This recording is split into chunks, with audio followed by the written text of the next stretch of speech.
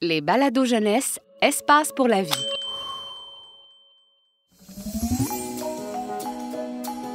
Vous écoutez Radio Plante, la radio par et pour les plantes. Un balado du Jardin botanique de Montréal. Bonjour tout le monde, bienvenue à l'émission Au fil des saisons sur Radio Plante, la radio des plantes. Je suis Louis Maïs et chaque semaine, je décrypte pour vous la mode, la technologie et tout ce qui est dans le vent.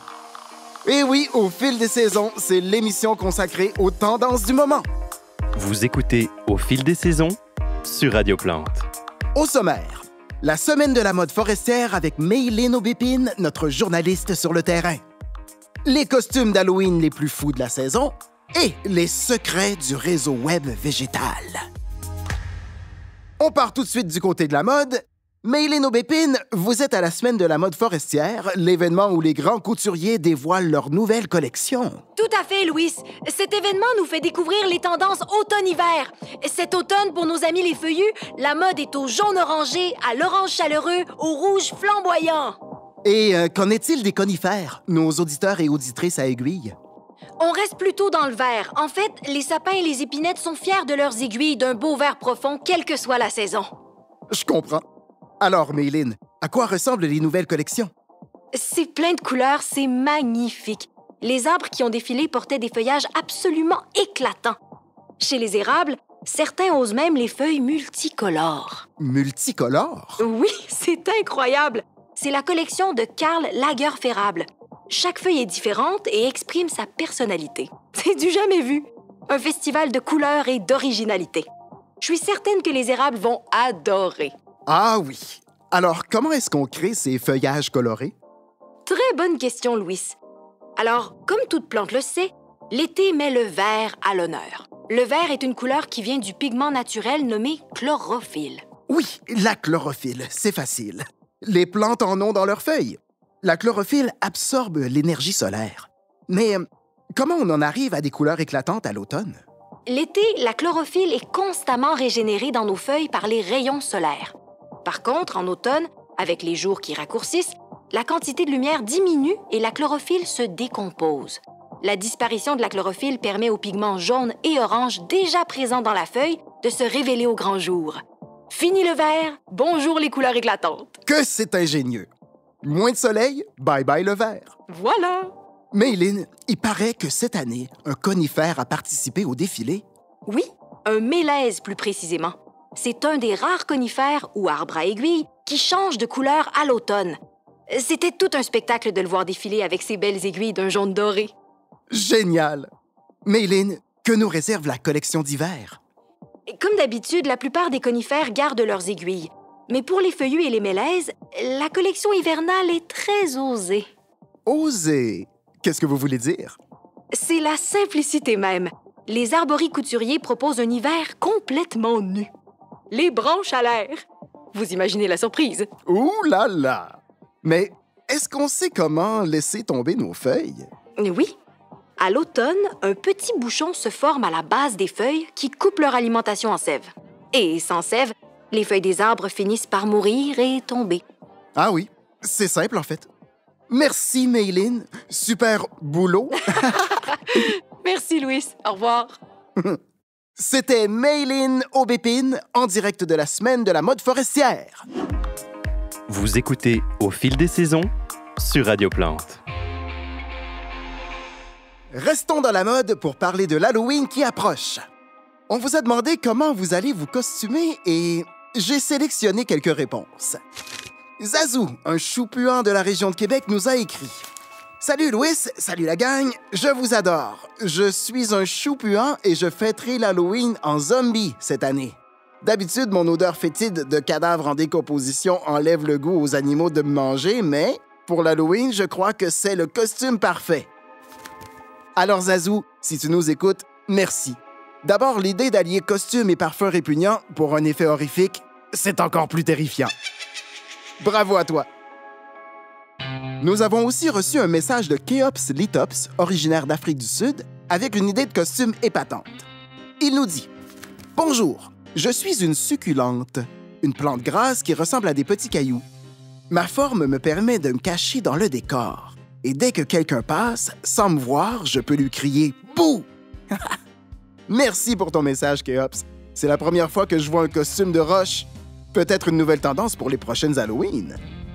On aime ça, l'Halloween, ici à Radio Plante, et on mettra vos photos sur nos réseaux sociaux. Avant de poursuivre, on écoute un petit message publicitaire. Vous avez besoin de vacances, de prendre soin de vous, d'être arrosé par des humains dévoués ou des arrosages automatisés? Découvrez sans plus tarder le jardin communautaire des Petits Bleuets. Votre destination tout inclus pour se faire chouchouter. Appelez tout de suite pour réserver votre place, dans la limite des emplacements disponibles. Tendance de saison sur Radio Plante. Vous êtes de retour à l'émission Au fil des saisons sur Radio Plante, juste à temps pour la chronique technologique. J'ai maintenant en studio Zoé Dionné, plante carnivore et chroniqueuse aux 1000 talents. Zoé, quel sera ton costume d'Halloween? Bonjour, Louis. Moi, il y a juste un déguisement qui m'intéresse. Celui qui fait croire aux insectes que je suis une plante inoffensive au nectar délicieux. Mais au lieu de leur donner des bonbons, ils vont devenir mes bonbons. Oui, bon. Le fournisseur d'Internet Planté au Tronc a dévoilé ce matin les secrets de son réseau de communication entre arbres. Vous qui écoutez, vous le connaissez bien, c'est notre réseau web 100% végétal. Comment fonctionne ce réseau Internet, Zoé? C'est vraiment fascinant, vous allez voir. Comme vous le savez, à la maison, les arbres communiquent via un réseau souterrain et un réseau aérien. C'est un peu comme l'Internet par câble et l'Internet par Wi-Fi. On l'utilise tous depuis toujours, mais sans en connaître les secrets. Tout à fait. Pour le réseau souterrain, Planté au Tronc fait appel à des champignons. Quand ces champignons s'associent à nos racines, ils les prolongent en formant de longs filaments. Au bout d'un moment, les filaments relient les arbres et les plantes des sous-bois entre eux et leur permettent de communiquer. À travers les filaments, les arbres échangent tout un tas de choses, de l'eau, du carbone et même des messages d'alerte. Je trouve ça formidable de voir les champignons et les arbres collaborer de la sorte.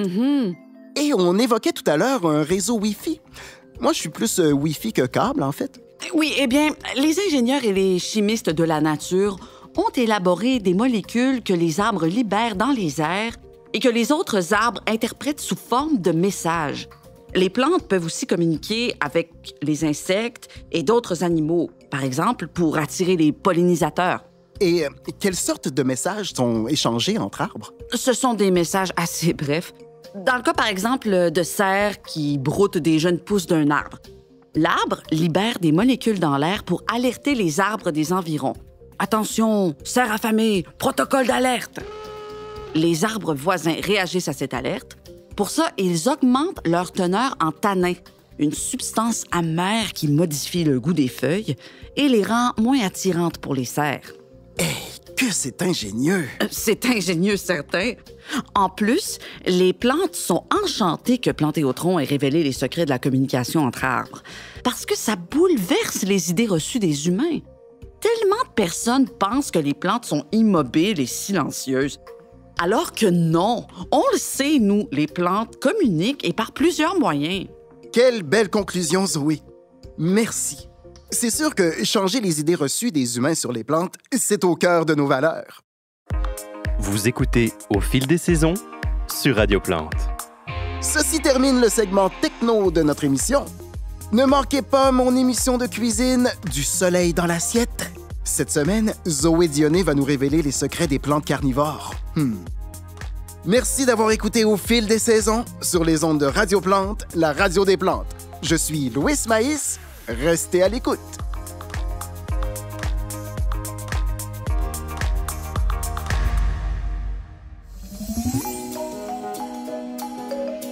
Ce balado est une production signée La Puce à l'oreille pour Espace pour la vie. Un texte de Lucille Aumonier, avec les voix de Philippe Racine, Noémie Leduc-Vaudry et Véronique Pascal. Une co-réalisation de La Puce à l'oreille et des Studios Bakery. Espace pour la vie est un service de la Ville de Montréal et le plus important complexe en sciences de la nature au Canada. Pour retrouver tous nos balados, rendez-vous sur espacepourlavie.ca.